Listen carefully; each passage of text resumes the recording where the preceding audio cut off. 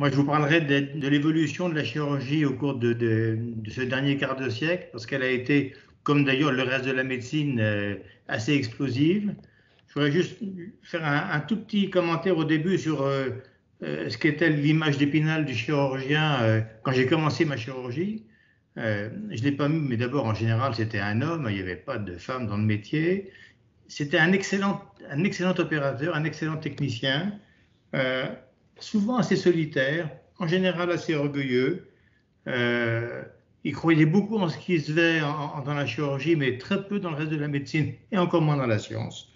Et puis, il opérait avec des moyens extrêmement simples. C'est un bistouri, une paire de ciseaux, une pince, une bobine de fil, une lampe. Vous voyez sur l'image de droite un ventre largement ouvert parce que, en général, ces interventions étaient faites par des ouvertures très grandes et très délabrantes. Et alors, ce monsieur un peu solitaire et orgueilleux, eh bien, pour ses malades, c'était un héros, quelquefois un dieu. Euh, et moi, j'ai trouvé dans la littérature une seule définition du chirurgien qui me plaît beaucoup, c'est celle de Vassili Grossman dans un très beau livre qui s'appelle Tout passe et qui dit son âme était son couteau. Et je trouve que ça représente bien ce qu'était le chirurgien de l'époque. Euh, alors, à partir de la fin des années 90 et le début des années 2000, la chirurgie a connu une révolution. Elle est devenue, je vais vous parler simplement de quelques éléments importants. C'est devenu une chirurgie mini-invasive.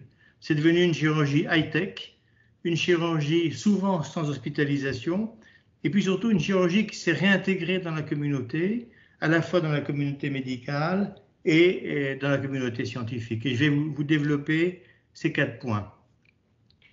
Alors, chirurgie mini-invasive, c'est un horrible mot américano-anglo-français, mais qui veut dire simplement que là où la chirurgie était vraiment avec des grandes incisions très délabrantes autrefois, elle est devenue beaucoup plus simple. Alors, la révolution, ça a été la laparoscopie, et vous avez sur les images, là, à la fois en image et en photo, qu'est-ce que c'est que la laparoscopie? Ça veut dire qu'au lieu d'ouvrir le patient, on enfonce des tubes dans son ventre. Alors, par ces tubes, on rentre d'une source de lumière, une caméra, des instruments, et ainsi, on peut opérer. Vous avez à gauche des schémas, à droite, les faits, c'est-à-dire ces tubes qui sont introduits dans le ventre avec le chirurgien qui les manipule, et puis l'image, et là, c'est une image de foie et de vésicule biliaire. Vous voyez, c'est une très, très belle vision de ce qu'est la chirurgie. Et les conséquences de cette révolution laparoscopique, ça a été une amélioration. Alors, on croyait au début que c'était des conséquences esthétiques simplement. C'est-à-dire des petites minettes, elles n'avaient plus de cicatrices, simplement des minuscules petits trous et pouvaient continuer d'aller sur la plage avec leur bikini. Eh bien, c'est pas du tout ça la révolution, c'est que c'est une amélioration considérable de la qualité du geste chirurgical en raison du grossissement, une diminution des conséquences délétères de la chirurgie pour le patient à cause de la suppression des grandes incisions, puis de cette espèce de patouillage des mains des chirurgiens dans le ventre. Et puis ça a été le début, on en parle beaucoup maintenant, d'une distanciation non pas sociale, mais entre le chirurgien et le patient. Et surtout, ça a été l'irruption de la technologie de pointe dans la chirurgie. Alors le monsieur qui a inventé la laparoscopie, c'est un Français, c'est un Philippe Mouret, c'est un chirurgien lyonnais, qui a été le premier en 87 à enlever une vésicule biliaire par laparoscopie. Et je dois dire que ça a révolutionné complètement la chirurgie. On a mis, c'était la deuxième révolution française. Et puis moi, pour moi, ça représente surtout quelque chose d'important, c'est que c'est le après tout pourquoi pas d'Arthur Koestler dans son livre Croisade sans croix. C'est après tout pourquoi on ne pourrait pas faire ça, voilà. Et ça a été ce qu'il a pensé. Il était en train de regarder un utérus, il a tourné son laparoscope vers le haut, il a vu la vésicule, il a dit après tout pourquoi je n'enlèverais pas. Et c'est vraiment un principe de la recherche qui me paraît intéressant. Alors, cette chirurgie mini-invasive, elle s'est étendue à toute la chirurgie abdominale et puis surtout, elle s'est étendue à d'autres disciplines chirurgicales, pratiquement toutes les disciplines chirurgicales, mais il y en a deux pour lesquelles ça me paraît important. C'est d'une part la neurochirurgie, d'autre part la chirurgie de la tête et du cou. Pourquoi? Parce que vous imaginez bien que pour faire de la neurochirurgie, avant, on enlevait une partie de la calotte crânienne. Et bien maintenant, par des abords, par le nez et par la bouche, on peut très bien aller, par exemple, retirer l'hypophyse. Alors, vous avez une image là où on voit un neurochirurgien en train d'enlever l'hypophyse, cette petite glande qui est vraiment au milieu de la tête. par une voie d'abord transbuccale, et c'est vraiment très très intéressant. C'est tellement plus simple, tellement plus satisfaisant, et on voit la même chose pour la chirurgie de la tête et du cou, et en particulier dans les cancers invasifs de la région de la tête et du cou, qui entraînaient des interventions extrêmement délabrantes. Et bien maintenant, on peut, en associant la chirurgie directe et la chirurgie endoscopique, avoir des voies d'abord beaucoup moins importantes et beaucoup moins délabrantes. Il y a deux points sur lesquels je voudrais insister. C'est d'abord le rôle de l'interdisciplinarité, c'est-à-dire que toutes les disciplines chirurgicales ont vécu cette évolution. Des dentistes aux chirurgiens cardiaques, ça a été le même combat et ça a rapproché ces disciplines. Les chirurgiens cardiaques n'ont pas plus vu les dentistes comme le monde d'en bas et ça a été très important. Tout le monde s'est aidé dans cette évolution. Et puis, deuxième remarque, c'est qu'à côté de cette évolution de la chirurgie, il y a des radiologues et puis des endoscopistes qui ont fait progresser aussi leur façon d'opérer, ce qui fait que maintenant, il y a une espèce de communion entre les chirurgiens, les endoscopistes et les radiologistes interventionnels qui deviennent tous des interventionnistes et peut-être que dans l'avenir, le mot chirurgien va même disparaître derrière ce mot interventionniste. Alors, c'est une chirurgie high-tech. Et je vais vous donner quelques exemples des améliorations technologiques de cette chirurgie. La première, on la connaît tous parce qu'on la voit aussi sur nos écrans de télévision, c'est l'apparition de la vidéo en 3D.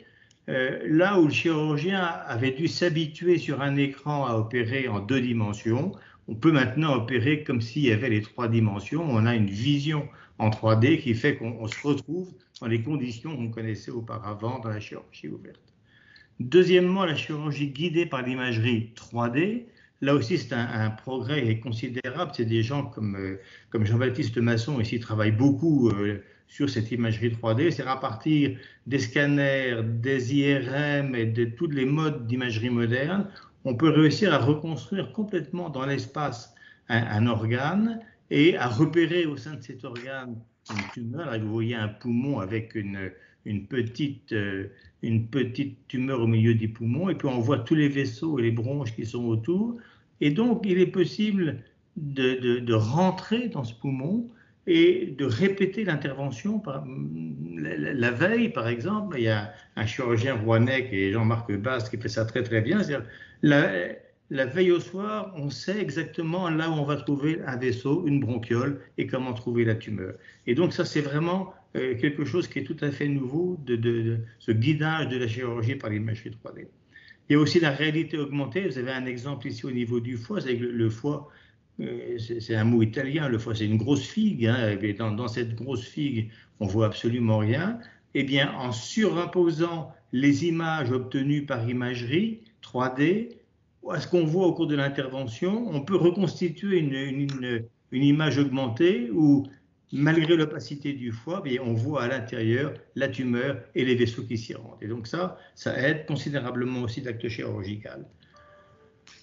La réalité virtuelle aussi a apporté beaucoup, c'est-à-dire que les chirurgiens avec un casque de réalité virtuelle ont accès à un tas d'informations, ils peuvent se placer du côté du malade où ils veulent, ils peuvent revoir une intervention précédente et la surimposer à l'intervention qu'ils sont en train de faire. Et puis cette réalité virtuelle aussi, elle sert pour les patients éventuellement, en particulier lorsqu'on fait des actes de neurochirurgie sur des malades éveillés, bien le fait de leur remettre un masque de réalité virtuelle et de leur faire passer des images bucoliques, des petits oiseaux qui chantent dans les champs, permet de les calmer et d'avoir leur entière coopération au cours de l'intervention. L'impression 3D est aussi quelque chose qui prend beaucoup d'importance. Alors bien sûr, ça compte par exemple pour reconstituer des parties dures du corps, des parties du squelette. Là, vous voyez ici une reconstitution de la mâchoire pour une mâchoire qui a été enlevée pour une importante tumeur de la langue. Eh bien, vous voyez qu'on peut, grâce à l'impression 3D, reconstituer une mâchoire qui est tout à fait identique à celle qu'elle était auparavant. Et puis maintenant, en utilisant des matériaux de bioimpression qui sont vivants, on va être capable de reconstruire des organes construits par bioimpression. On n'y est pas tout à fait encore, mais on réussit à reconstruire des voies biliaires, des vaisseaux, et peu à peu, on reconstruira des organes plus importants. Dernier point de cette évolution high-tech qui est un peu anecdotique mais qui est intéressante, c'est la téléchirurgie, c'est-à-dire la capacité d'opérer à longue distance. Ça a été aussi réalisé pour la première fois par un chirurgien français au début de ce siècle. Ce chirurgien était à New York, c'est Jacques Marescot, et il a opéré un malade qui était à Strasbourg.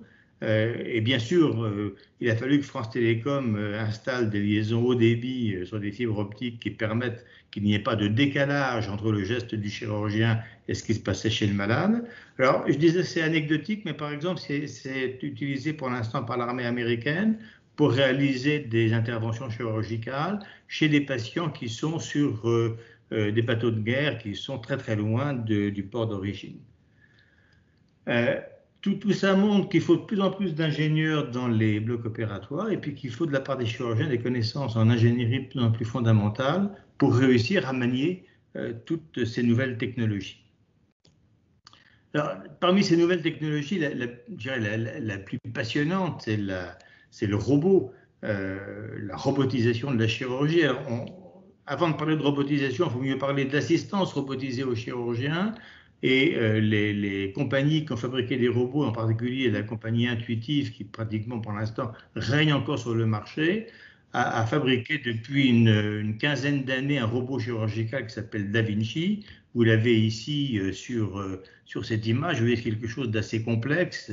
C'est un robot qui a beaucoup de bras et dans ces bras, on peut mettre les instruments qui rentrent dans les tubes, dans les trocars, qui sont utilisés en chirurgie laparoscopique. Vous voyez ici l'installation d'une salle d'opération avec le patient qui disparaît sous le robot. Il y a quand même un chirurgien qui veille encore à ce que tout se passe bien.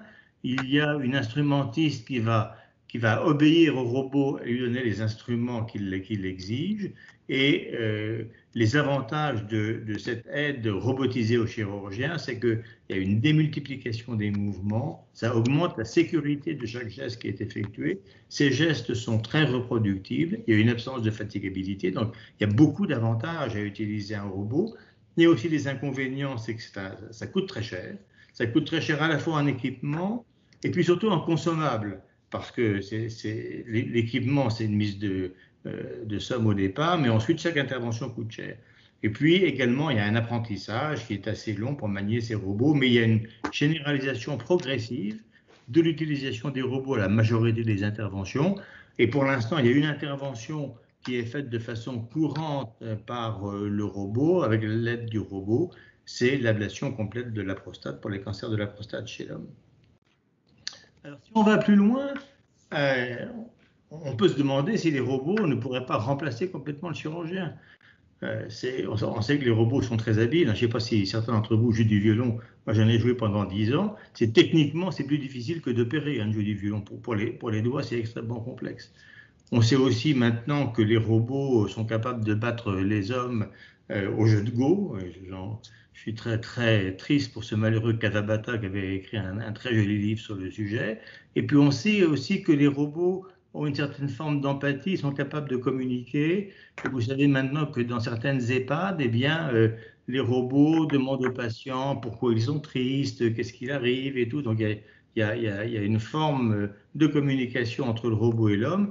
Et on peut se demander donc si le robot ne peut pas remplacer complètement le chirurgien, d'autant que vous avez vu que l'acte chirurgical est guidé par l'image, et donc on peut programmer la veille le robot à l'intervention qu'il va faire le lendemain, et puis d'autant plus aussi qu'il y a maintenant une modélisation des interventions chirurgicales. Alors c'est des choses qui sont faites beaucoup en Allemagne, mais aussi à l'INRIA à Grenoble. En particulier, l'opération d'ablation de la vésicule a été complètement modélisée grâce à l'accumulation de data provenant d'interventions précédentes. Et donc, on peut imaginer que, d'une part, le guidage par l'image, d'autre part, la modélisation, permettent au robot d'effectuer de lui-même très bien l'intervention et que le chirurgien ne soit plus là comme un contremaître qui vérifie la qualité de l'acte fait par le robot. Voilà pour le côté technologique. Une autre avancée très importante, c'est que la chirurgie maintenant est souvent faite sans hospitalisation. Vous savez qu'autrefois, même pour une intervention minime comme la cure d'une hernie, l'ablation de la vésicule, on restait à l'hôpital une semaine. Et la chirurgie ambulatoire, c'est-à-dire celle où on rentre le matin pour se faire opérer et on sort l'après-midi, se développe considérablement. Alors, comment elle se développe? Grâce à quoi elle s'est développée? Grâce à deux choses, principalement. D'une part, le développement de la chirurgie mini-invasive. C'est sûr que l'absence de grandes incisions a rendu beaucoup plus accessible cette chirurgie ambulatoire pour les patients. Et d'autre part, à une anesthésie très contrôlée. C'est-à-dire maintenant, l'anesthésie, on sait exactement quand le malade va s'endormir. On lui dit d'ailleurs, on vous demande de compter. Quand vous êtes arrivé à 3, vous dormez. Et puis surtout, il se réveille quand on veut. Autrefois, les réveils étaient très longs, mais là, il suffit d'arrêter 2 ou 3 seringues et quelques minutes plus tard, le malade réémerge. Ça, c'est un point qui est important aussi pour la chirurgie ambulatoire. Et puis également, le côté préventif de l'analgésie. On s'est rendu compte que pour calmer la douleur, il ne fallait pas donner un médicament antidouleur quand le malade avait mal, mais longtemps auparavant. Et actuellement, on donne les médicaments antidouleurs au début de l'intervention. Et ça permet aux patients, lorsqu'ils sortent de la salle d'opération, de ne plus avoir mal, de pouvoir se lever, de pouvoir éventuellement manger. Donc ça, c'est les facteurs qui ont contribué beaucoup au développement de la chirurgie ambulatoire. Actuellement, en France, on est un peu en retard encore en chirurgie ambulatoire. Il y a 59% des interventions chirurgicales qui sont faites en ambulatoire. Alors, ça comporte un tas de petites interventions, bien entendu. Hein, c'est pas tellement les grosses interventions. Et l'objectif du ministère, c'est d'atteindre rapidement 70%. Ce qui est intéressant, c'est que je disais, c'est surtout des petites interventions, mais c'est fait pour des interventions de plus en plus importantes et des malades de plus en plus fragiles. Il y a deux exemples. Hein, moi, j'avais commencé à initier, avant de quitter l'hôpital, la chirurgie du foie en ambulatoire pour les hépatectomies pas trop importantes. Et puis, je pense que Guillaume en parlera aussi. Dans la chirurgie de l'obésité, donc chez des malades qui sont très gros, très fragiles, avec des interventions relativement importantes, on peut le faire en chirurgie ambulatoire. Alors, à un moment où vous entendez beaucoup discuter du nombre de lits d'hospitalisation et où tous les corps de santé demandent qu'on augmente les lits d'hospitalisation, il est vraisemblable que c'est un faux besoin et que le développement de la chirurgie ambulatoire devrait permettre de diminuer sensiblement les nombres de lits d'hospitalisation dans les établissements de santé. Dernière chose, la réintégration de la chirurgie dans la communauté médicale et scientifique. Je vous avais dit au début, le chirurgien se moquait un peu des médecins qui n'avaient pas une grande influence sur l'état de santé de leurs patients. Ils ne croyaient pas en la science, c'est un peu comme Trump. Il y a maintenant à cette réintégration de la chirurgie dans la communauté médicale et scientifique deux grandes raisons. La première, c'est dû au plan cancer de Chirac. Lorsqu'il était président de la République, parce qu'il a imposé qu'il y ait pour les discussions des malades qui avaient un cancer des réunions de concertation pluridisciplinaires qui réunissaient les médecins, les chirurgiens, les oncologues, les radiologues, les pathologistes, et donc tous les gens concernés par le sujet, et qui fait que la décision prise pour la prise en charge d'un patient était une décision collégiale. Et cette décision collégiale est reposée en général sur des RPC, c'est RCP plus RPC, des recommandations de pratique clinique. Et que donc, il n'y avait plus comme autrefois le chirurgien qui arrivait, qui levait la main, qui disait « j'opère ». Non, on choisit maintenant pour le traitement, pour le patient, un management collégial et reposant sur des principes de réalité. Alors, ça a été d'abord introduit en oncologie dans le plan Chirac, et puis c'est de plus en plus intégré dans d'autres domaines, et je pense par exemple dans la chirurgie de l'obésité, qui est une décision complexe, eh bien, il y a des réunions de concertation pluridisciplinaire. Et puis le deuxième point, ça a été la formation des chirurgiens à la recherche, et ça remonte à maintenant un peu plus de 20 ans, quand a été créé un master de sciences chirurgicales. Parce qu'autrefois, les chirurgiens, ils faisaient de la recherche avec leur maître, leur patron, qui avait des laboratoires de chirurgie expérimentale, ce qui considérait à faire opérer par ces jeunes chirurgiens des chiens ou d'autres animaux pour leur faire la main. Ce n'était pas de la recherche. Et puis, grâce à ce master de sciences chirurgicales, eh bien, on a réussi à introduire les chirurgiens dans des laboratoires institutionnels, à l'INSERM, au CNRS, à Pasteur. Vous avez ici d'ailleurs plusieurs chirurgiens qui font actuellement leur thèse. Et donc, ça leur a permis de rentrer dans le monde scientifique, de faire un master et souvent de continuer en thèse d'ailleurs. Et donc, ça a replacé la chirurgie au centre de la science. Alors on a souvent une discussion avec Arnaud Fontanet qui me dit tout ce que vous savez faire, les chirurgiens, c'est donner des bouts de bidoche aux chercheurs pour qu'ils travaillent dessus. Et je dirais même que même si le fait d'avoir fait un master de sciences chirurgicales apprenait à un chirurgien à bien faire le prélèvement pour qu'il soit bien utilisé, qu'il puisse le répertorier sur un groupe de patients qui soit bien connu, eh bien, ça serait déjà un grand pas en avant. Voilà. Et le fait que ces chirurgiens ont maintenant une très bonne formation en accès à une très bonne formation à la recherche, en fait, pour les scientifiques, des partenaires privilégiés. Alors, toutes ces évolutions, souvent, elles ont rendu les chirurgiens un peu grincheux parce qu'ils avaient l'impression vraiment de perdre le pouvoir dans les décisions, deuxièmement, de perdre la main sur les interventions chirurgicales. Et je me souviens d'un congrès à San Francisco il y a une quinzaine d'années où on présentait les robots chirurgicaux, où il y a eu un tollé contre l'arrivée des robots chirurgicaux dans les salles d'opération. En fait, toutes ces modifications, je crois qu'elles sont au contraire très, très intéressantes pour les chirurgiens. Moi, je y vois un avenir radieux. D'abord parce qu'il y a une féminisation forte de la chirurgie. Vous voyez, vous avez sur ce petit tableau ici le nombre de femmes avec la pyramide d'âge. Alors évidemment, chez les vieux comme moi, il n'y a pas beaucoup de femmes, il y a beaucoup d'hommes. Mais dans les jeunes générations, eh bien, le nombre de femmes est égal au nombre d'hommes. Et donc, cette féminisation, elle est importante. Je pense en particulier à ce que ça apporte dans la communication avec les patients et à l'empathie que les chirurgiens peuvent avoir avec les patients. C'est un mot que j'ai bien apprécié parce que dans la Convention démocrate, Michelle Obama a dit « Trump est un homme sans empathie ». C'est là que j'ai compris ce que c'était que l'empathie un petit peu avec les patients. Ça m'a beaucoup intéressé. Et puis ces chirurgiens, ben, ils ont plus de temps pour inventer et concevoir de nouvelles interventions et de nouvelles stratégies thérapeutiques. Ils ont à faire de l'évaluation et des essais cliniques. Ils ont un accès maintenant, grâce à leur formation, à la recherche, à la fois à la recherche technologique et puis à la recherche biologique. Et puis, moi, je crois que l'avenir de la chirurgie, vu le développement dans le domaine des nouvelles technologies, eh bien, c'est la création d'entreprises. Et j'en finirai avec ça, parce que vous savez combien je tiens à ceci dans le monde médical et dans le monde scientifique, des sciences de la santé. Voilà, je vous remercie d'avoir écouté ce petit topo sur l'avenir de la chirurgie, et puis je suis prêt à répondre à vos questions.